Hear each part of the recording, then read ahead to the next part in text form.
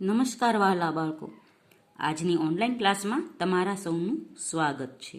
આજના વિડીયોમાં આપણે શીખીશું સામયિક મૂલ્યાંકન કસોટી ગુજરાતી ધોરણ 7ની, જે હમણાં લેવાની હતી ડિસેમ્બર 2020માં, અને તેના કુલ ગુણ હતા 25. તો અહીં સૌથી પહેલો પ્રશ્ન છે, ફકરાનું વાંચન કરી નીચે આપેલા પ્રશ્નના જવાબો આપો. અક્ષરો થોડાક ઝાંખા છે એટલે હું જે બોલું એ સાંભળવું. તો અહીં ગાંધીજીનો એક ફકરો આપેલો છે, જેણે પ્રાર્થના વિશેના પોતાના વિચારો વ્યક્ત કરેલા છે, અને નીચે એના પ્રશ્નના જવાબ આપેલા છે. જે પ્રશ્ન છે એના આપણે જવાબ શોધીશું. તો પહેલો પ્રશ્ન છે, ગાંધીજી શા માટે નાસીપાસ થઈ જતા હતા?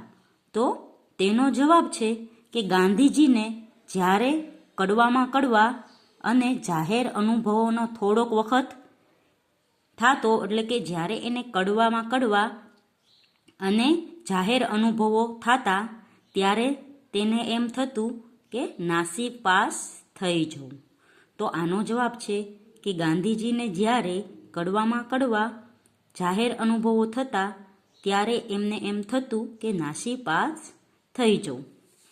બીજો પ્રશ્ન છે, પરમાત્માનું રહેઠાણ ક્યાં છે? તો ગાંધીજી કહે છે કે પરમાત્માનું રહેઠાણ મારા હૃદયમાં છે. પછી ત્રીજો પ્રશ્ન છે, પ્રાર્થના એ ગાંધીજીને શું શીખવ્યું? તો ગાંધીજીએ ઘણા આઘાતો અનુભવ્યા હતા, હૃદયને ભાંગી નાખે એવા પ્રસંગો જોયા હતા, પણ પ્રાર્થનાએ તેમને અંદરથી શક્તિ પૂરી પાડી હતી. એટલે કે પ્રાર્થનાએ ગાંધીજીને જે આઘાતો અનુભવ્યા હતા, ભાંગી પડે એવા પ્રસંગો અનુભવ્યા હતા, તેની સામે લડવાનું શીખવ્યું હતું. ચોથો પ્રશ્ન છે, ગાંધીજીએ માનવી પરથી વિશ્વાસ ડગ્યો નથી એમ શાથી કહ્યું? તો ગાંધીજી એટલા માટે કહે છે, ગાંધીજી કહે છે કે પ્રાર્થના સત્યની જેમ તેના જીવન સાથે જોડાઈ ગઈ છે, કે વણાઈ ગઈ છે. તેને રોજબરોજ જેવા આઘાતો આપનાર, દુઃખી કરનાર એટલા બનાવો બને છે, છતાં એ પોતાના હૃદયમાં પરમાત્માનો અનુભવ કરે છે.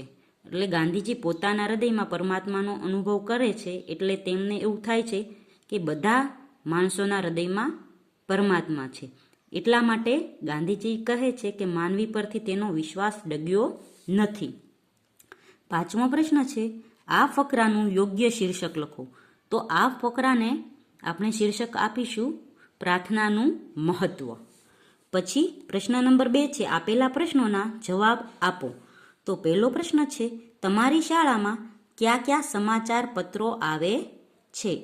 તો બાળકો, આમાં તમારી શાળામાં જે સમાચાર પત્રો આવતા હોય તેનો લખવાના છે.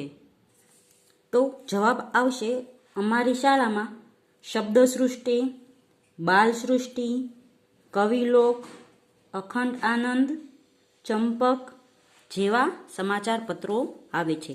એ સિવાયના જો તમારી શાળામાં સમાચાર પત્રો આવતા હોય તો એના લખવાનું છે, જેમ કે ગુજરાત સમાચાર, સૌરાષ્ટ્ર સમાચાર, Divya Bhaskar, times of India વગેરે. બીજો પ્રશ્ન છે, બાળકો શનિવારની શા માટે આતુરતાથી રાહ જુએ છે? તો બાળકો શનિવારની આતુરતાથી રાહ જુએ છે કારણ કે રવિવારે રજા હોય છે. 3 નંબરનો પ્રશ્ન છે, આડી ચાવી, ઊભી ચાવી શબ્દ રમત દ્વારા તમને શો ફાયદો થાય છે? તો આડી ચાવી, ઊભી ચાવી શબ્દ રમત દ્વારા આપણે બુદ્ધિનો વિકાસ થાય છે, તથા તર્ક શક્તિ વધે છે, અને આપણે જ્ઞાનમાં પણ વધારો થાય છે. 4 નંબરનો પ્રશ્ન છે, ઘરે રહીને અભ્યાસ કરતી વખતે કઈ પ્રવૃત્તિ તમને વધુ ગમે છે? શા માટે? તો એનો જવાબ તમારે વિચારીને લખવાનો છે. તમે ઘરે હો ત્યારે તમને કઈ પ્રવૃત્તિ વધુ ગમે છે અને શા માટે? પછીનો પ્રશ્ન છે, 3 આપેલા શબ્દોના સમાનાર્થી શબ્દો કોષ્ટકમાંથી શોધીને લખો. તો અહીં સમાનાર્થી શબ્દો છે ખબર, કેળવણી અને ઓળખ, અનોખું. તો આના સમાનાર્થી શબ્દો છે. ખબર એટલે થશે સમાચાર, કેળવણી એટલે થશે શિક્ષણ અને અનોખું એટલે થશે અલગ. પછીનો પ્રશ્ન છે 3બ. યોગ્ય વિકલ્પ પસંદ કરી ખાલી જગ્યા પૂરો. તો અહીં છે ખાલી જગ્યા ઠંડીના કારણે તેના હોઠ ફાટી ગયા. તો અતિશય ઠંડીના કારણે તેના હોઠ ફાટી ગયા. 2 નંબરનું છે તમે તો એટલા બધા ખાલી જગ્યા કે ઉંદર જોઈને નાઠા. તો અહીં આવશે બહાદુર. તમે તો એટલા બધા બહાદુર કે ઉંદર જોઈને નાઠા. પછી છે પુસ્તક ખરીદીની બિલનો અભ્યાસ કરી નીચેના પ્રશ્નોના જવાબ આપો. તો અહીં પુસ્તકો ખરીદેલી છે એનું બિલ છે અને વિદ્યાર્થીનું નામ છે રીતેશ કાપડિયા, શાળાનું નામ સરસ્વતી વિદ્યા મંદિર. તો આનો અભ્યાસ કરીને આપણે નીચેના પ્રશ્નોના જવાબ આપવાના છે. તો પહેલો પ્રશ્ન છે ગમતાનો કરીએ ગુલાલ દ્વારા પુસ્તક ભંડારનો કયો ગુણ ખબર પડે છે? તો તેમાં જવાબ આવશે પુસ્તક વાંચનનો શોખ. 2 નંબરનો પ્રશ્ન છે નોકરી અંગેની માહિતી કયા પુસ્તકમાંથી મળશે?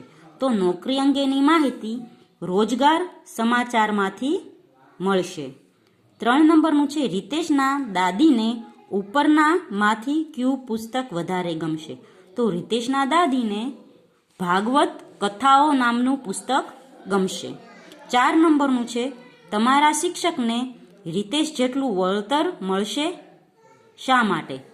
તો આપણા શિક્ષકને રીતેશ જેટલું વળતર નહીં મળે, કારણ કે વળતર છે તે દર 14 નવેમ્બરે વિદ્યાર્થીઓને મળે છે. 5 નંબરનો પ્રશ્ન છે બિલના આધારે રીતેશના વ્યક્તિત્વની વિશેષતાઓ લખો. તો બિલના આધારે આપણને એવું લાગે છે કે રીતેશને વાંચવાનો શોખ છે અને તેને જુદી જુદી અલગ અલગ પ્રકારની બધું પુસ્તકો વાંચવાનો શોખ છે અને વાંચનથી તે પોતાનું જ્ઞાન વધારે છે તથા તે છે વાંચીને પોતાનું જ્ઞાન બીજાને પણ આપે છે. તો રીતેશ છે એક સારો છોકરો કહી શકાય, કારણ કે તે પોતાની પાઠ્યપુસ્તકો સિવાય બીજી પાઠ્યપુસ્તકો બહારનું પણ વાંચન કરે છે. આગળ છે તમારી દ્રષ્ટિએ સારા અક્ષરના ફાયદા કયા કયા છે? તો મારી દ્રષ્ટિએ સારા અક્ષરના ફાયદા છે કે પહેલું તો આપણે જે લખેલું હોય તે બીજા વાંચે તો તેને સારી રીતે ખબર પડે કે આપણે શું લખેલું છે. એટલે કે આપણે જે લખાણ લખેલું છે તે બીજા વાંચી શકે તથા આપણું લખેલું બીજાને કંઈ ખોટું લાગે નહીં. સારા અક્ષરો તે આપણા વ્યક્તિત્વનું એક સારું પાસું ગણી શકાય. સારા અક્ષરોથી વિદ્યાર્થીઓ આપણી બુક પણ લખવા લઈ જઈ શકે. એટલે એ સારા અક્ષરો આપણને પણ મદદરૂપ થાય અને આપણા મિત્રોને પણ મદદરૂપ થાય છે. પછી પ્રશ્ન બ છે પત્રકાર તરીકે તમે ગામના સરપંચ અથવા તમારા વિસ્તારના ચૂંટાયેલા પ્રતિનિધિને કયા કયા પ્રશ્નો પૂછશો? તો આમાં આપણે પત્રકાર તરીકે જો ગામના સરપંચને અથવા ચૂંટાયેલા વ્યક્તિને પ્રશ્ન પૂછીએ તો પહેલો પ્રશ્ન એ થશે કે ચૂંટાયેલા સરપંચને પૂછીશું કે તમે ગામમાં કયા કયા સુધારા લાવવા માંગો છો. બીજો પ્રશ્ન થશે તમે સરપંચ બન્યા તો તેનો ઉદ્દેશ્ય શું છે? ત્રીજો પ્રશ્ન થશે તમે સરપંચ બન્યા તો તે સરપંચની બધા કાર્યો સારી રીતે નિભાવશો? તો વિદ્યાર્થીઓ અહીં ગુજરાતી સામયિક મૂલ્યાંકન કસોટીનો વિડીયો પૂર્ણ થાય છે.